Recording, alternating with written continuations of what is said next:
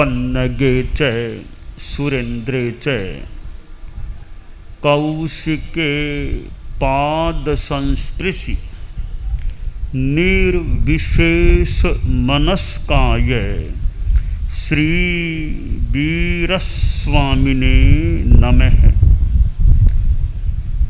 आर्हत वाङ्मय में एक आगम है, उत्तराध्ययनानि, उत्तराध्ययन। उसके 23वें अध्ययन में केशी और गौतम का संवाद प्रस्तुत किया गया है। उस संवाद के अंतर्गत केशी कुमार गौतम से अनेक प्रश्न संभवतः पूछते हैं। एक प्रश्न पूछा गया, अयम साहसी ओ भीमो दुत्थस्सो परिधावई जंगसी गोयम आरूढ़ो कहम तेण न ही रसी। बड़ा सुंदर प्रश्न पूछा गया कि एक दुष्ट अश्व दौड़ रहा है और गौतम तुम उस दुष्ट अश्व के ऊपर आरूढ़ हो। तो प्रश्न है, वह दुष्ट अश्व तुमको उन्मार्ग में नहीं ले जाता है क्या? तो प्रश्न भी है, दुष्ट अश्व कौन सा है? साधु तो ऐसे पशुओं की सवारी ऐसे जनरली करते नहीं हैं।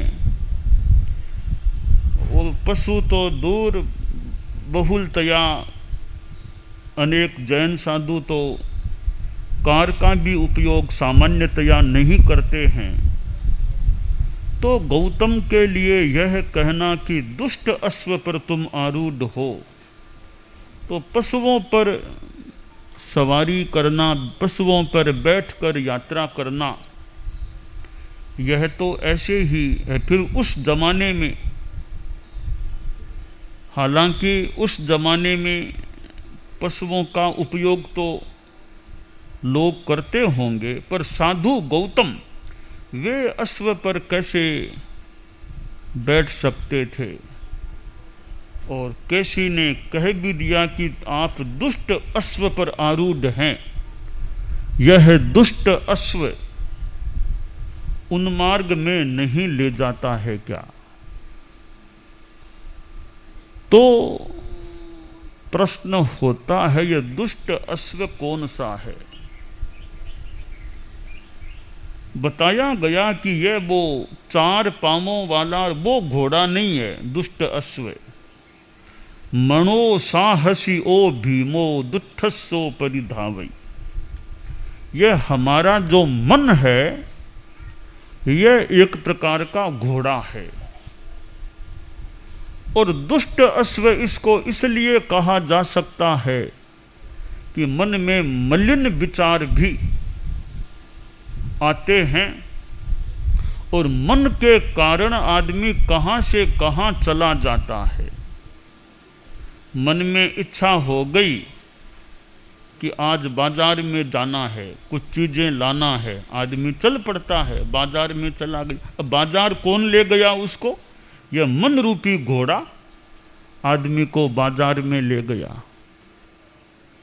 किसी का मन हो गया, शाम का समय है, शराब पीऊँगा, शराब के ठेके पर चलूँ।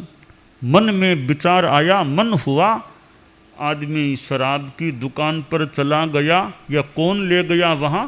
यह मन रूपी घोड़ा शराब की दुकान पर ले गया। तो कितने कार्य आदमी करता है, कहाँ से कहाँ जाता है। यह मन रूपी घोड़ा आदमी को इस प्रकार उन्मार्ग में ले जाने वाला भी बन सकता है।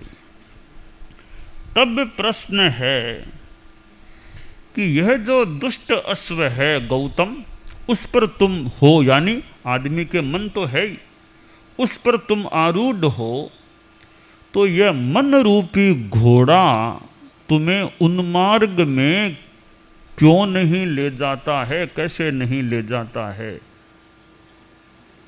तो गौतम ने उत्तर दिया कि ये घोड़ा भले दुष्ट है,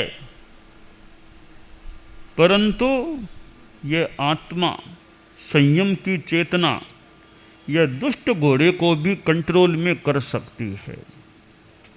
तो मैंने इस दुष्ट अश्व को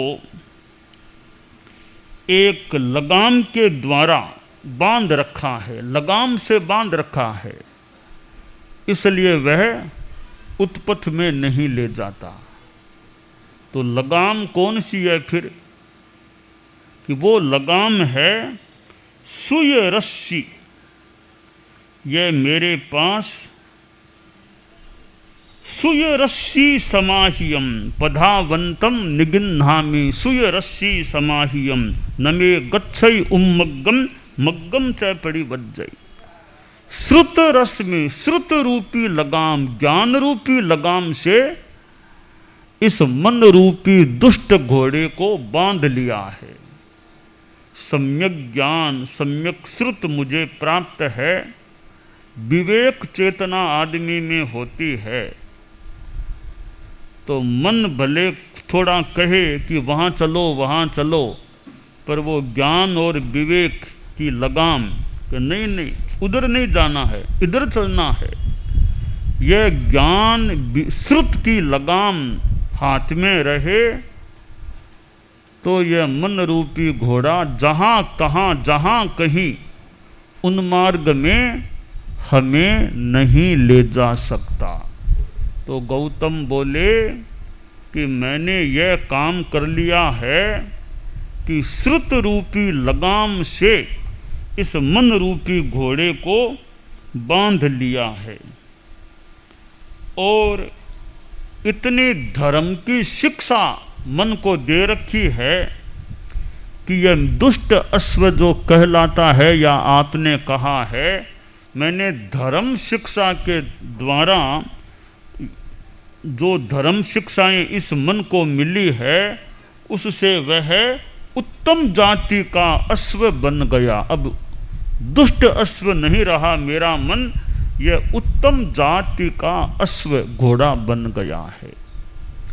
तो यह गौतम केशी के संवाद में अनेक प्रश्नोत्तर हैं। एक बात यह मन के बारे में भी आई है। तो यह दुष्ट अश्व केवल गौतम स्वामी के लिए ही क्या, हमारे लिए भी यह घोड़ा है। यह घोड़ा हमें उत्पथ में न ले जाए, इसलिए श्रुत की लगाम से इसको नियंत्रित रखना अपेक्षित है, और धर्म शिक्षा के द्वारा इसको इतना प्रशिक्षित कर दें, ट्रेंड कर दें कि यह दुष्ट रहे ही नहीं, यह उत्तम जाति का अश्व रहे, अश्व बन जाए। तो ये प्रवचन होते हैं, शास्त्रों आदि का स्वाध्याय होता है, धर्म शिक्षा दी जाती है या सुनी जाती है। इस प्रवचन कार्यक्रम से, धर्म शिक्षा से, स्वाध्याय से, शास्त्रों ग्रंथों का अच्छा जो है क्रम, शास्त्र ग्रंथ उनको पढ़ा जाए, स्वाध्याय किया जाए, तो इस ज्ञान से, विवेक से, श्रुत से यह हमारा मन रूपी घोड़ा अच्छा घोड़ा बन सकता है, बना हुआ रह सकता है। क्यों, आखिर मन है तो हमारा ही नौकर, हमारा ही तो है। तो नौकर है, नौकर को तो मालिक के आदेशानुसार चलना उसका मानव कर्तव्य है।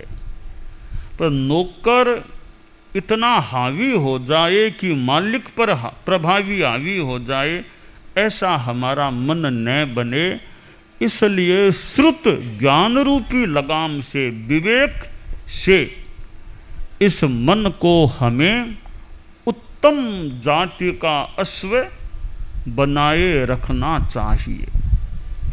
मन के द्वारा अच्छा चिंतन भी हो सकता है, अच्छा निर्णय हो सकता है, मन के द्वारा गलत विचार भी हो सकता है। दुष्ट अश्व वाला जो मन है वो गलत विचारों में जा सकता है, और उत्तम जाति का अश्व रूपी जो मन है वह सुविचार करने वाला हो सकता है, सुनिर्णय करने वाला हो सकता है।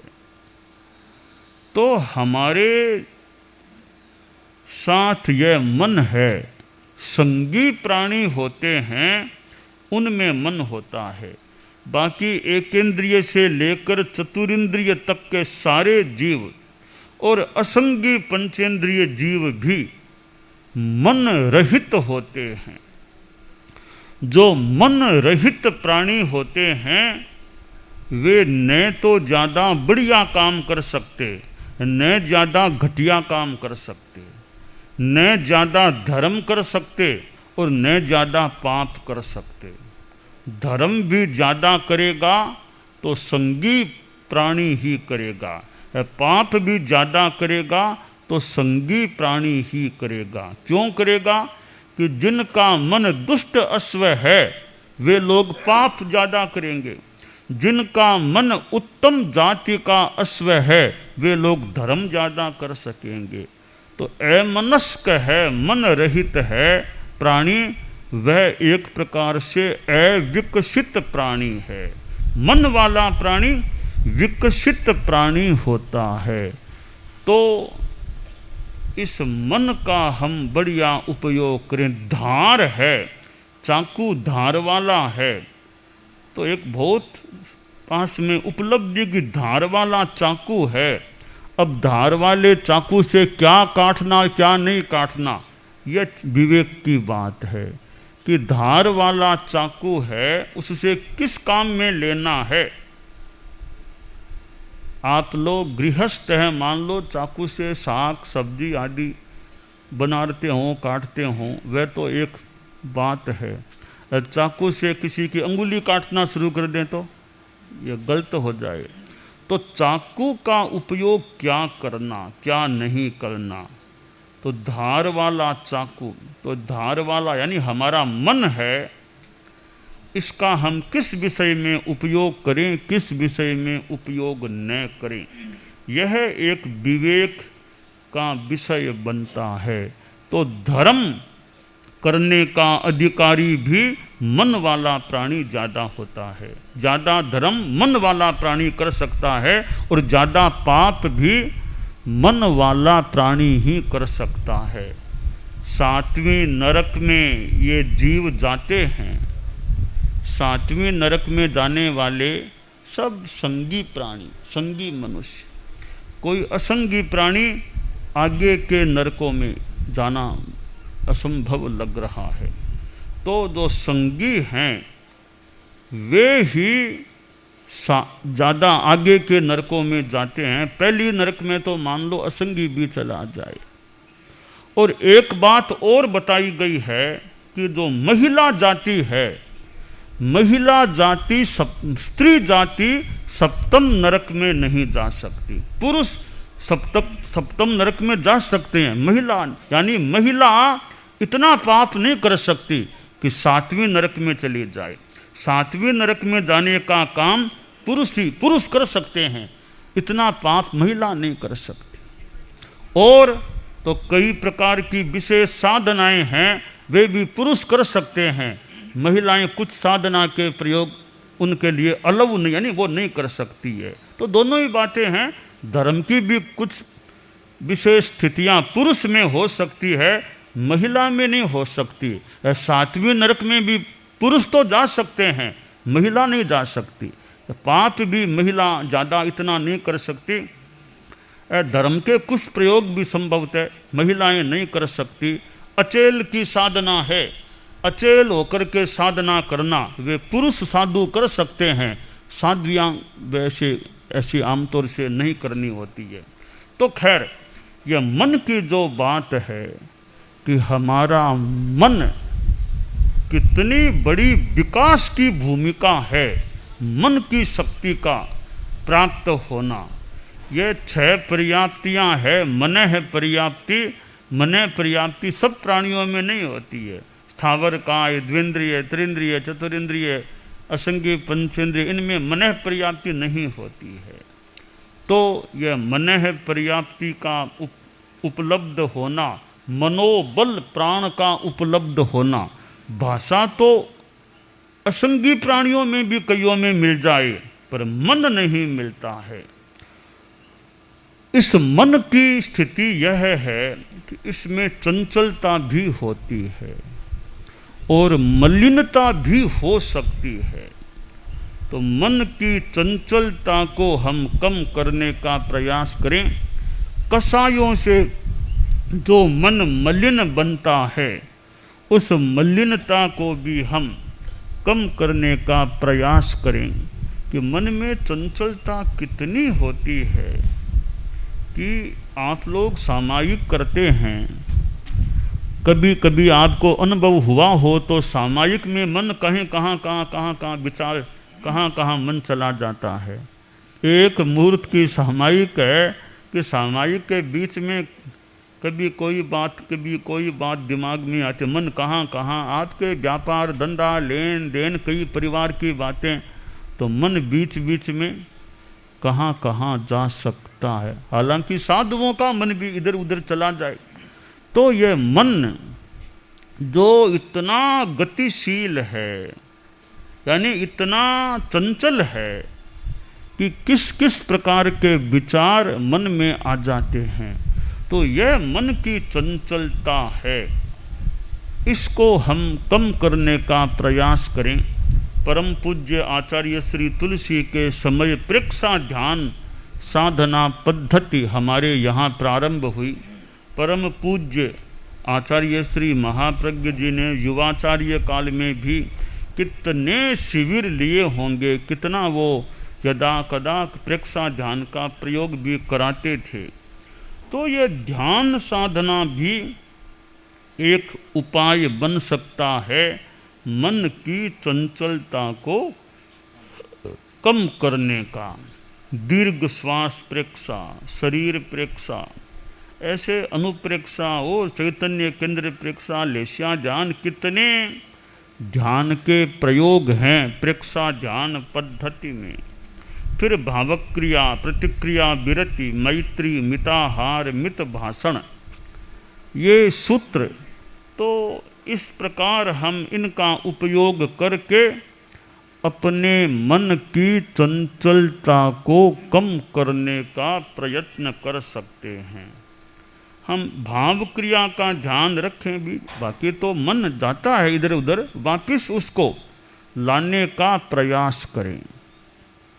कि छोटा बच्चा है इधर उधर चला गया, वापिस उसको पकड़ करके लेकर के माता पिता जो भी अभिभावक जो भी इधर स्थान पर ले आते हैं। तो बच्चा जैसे इधर उधर चला जाता है, छोटा बच्चा, वापिस उसको उठा करके ले लाया जाता है। इसी प्रकार मन भी इधर उधर चला जाए, वापिस उसको केंद्रित करने का हम प्रयास करें। तो सामायिक की साधना में भी कई बार यह मन की चंचलता आपके सामने प्रस्तुत हो सकती होगी कि मन कहाँ से कहाँ चला गया। उससे कोई डरने की, व्यथित होने की बात इतनी नहीं है। वापिस जागरूक होकर उस मन को अपने करणीय कार्य में नियोजित करने का प्रयास करना चाहिए। जितनी चंचलता कम हो जाए उतना ही ठीक हो सकता है। तो केवल ज्ञानी जो होते हैं वे संगी नहीं कहलाते। केवल ज्ञानी मनुष्य हैं, यानी केवल ज्ञानी मनुष्य नो संगी नो असंगी होते हैं। वो न तो संगी है न असंगी हैं। हम जैसे संगी हैं, ये मच्छर मक्खी आदि असंगी हैं। केवल ज्ञानी मनुष्य पहले तो संगी ही थे, केवल ज्ञान हो गया तब वे नो संगी नो असंगी हो गए। कोई प्रश्न कर ले कि भाई संगी थे तो फिर नो संगी नो असंगी कैसे हो गए? इसका तात्विक कारण यह हो सकता है कि असंगीपना है वो तो उदय भाव है, ज्ञानावरणीय का एक प्रकार से उदय भाव है ये कर्म का, तब असंगीपना है। संगीपना है वो एक प्रकार से क्षयोपशम भाव है, तब संगित्व की प्राप्ति होती है। और केवल ज्ञानी हो गया तब न तो ज्ञानावरणीय का उदय रहा न ज्ञानावरणीय का क्षयोपशम रहा, दोनों ही नहीं रहे, क्षायिक भाव आ गया। तो क्षायिक भाव तो बहुत ऊंची चीज है, वहाँ तो केवल ज्ञान हो गया। केवल ज्ञानी को ऐसे जरूरत नहीं कि मन से सोचो क्या करूं क्या न करूं, मन में विचार करूं क्या लाभ क्या हानि। केवल ज्ञानी को संभवतः लाभ हानि का विचार करो, प्लस माइनस क्या होगा, कोई ज़रूरत नहीं है उनको। इस प्रकार मन का उनको चूंकि वो क्षायिक भाव को प्राप्त हो गए, ज्ञानावरणीय का क्षायिक भाव हो गया और संगित्व है वह क्षयोपशम की भूमिका, क्षयोपशम भाव की भूमिका की स्थिति। इसलिए केवल ज्ञानी मनुष्य संगी नहीं होते, क्षयोपशम भाव नहीं और असंगी भी नहीं होते, ज्ञानावरणीय का उदय भाव नहीं। नो संगी नो असंगी, न वो संगी हैं न असंगी हैं, वो तो परा ऊपर बहुत ऊपर उठे हुए क्षायिक भाव वाले हैं। इसलिए केवल ज्ञानी जो होते हैं साधु जो चारित्रात्मा 13वें 14वें गुणस्थान वाले, वे नो संगी नो असंगी कहलाते हैं। दानान सिद्धम अभय पयाणम सच्चे सुया अणवज्जं वयंती तवे सुया उत्तम बंभचेरम लोगुत्तमे समणेणा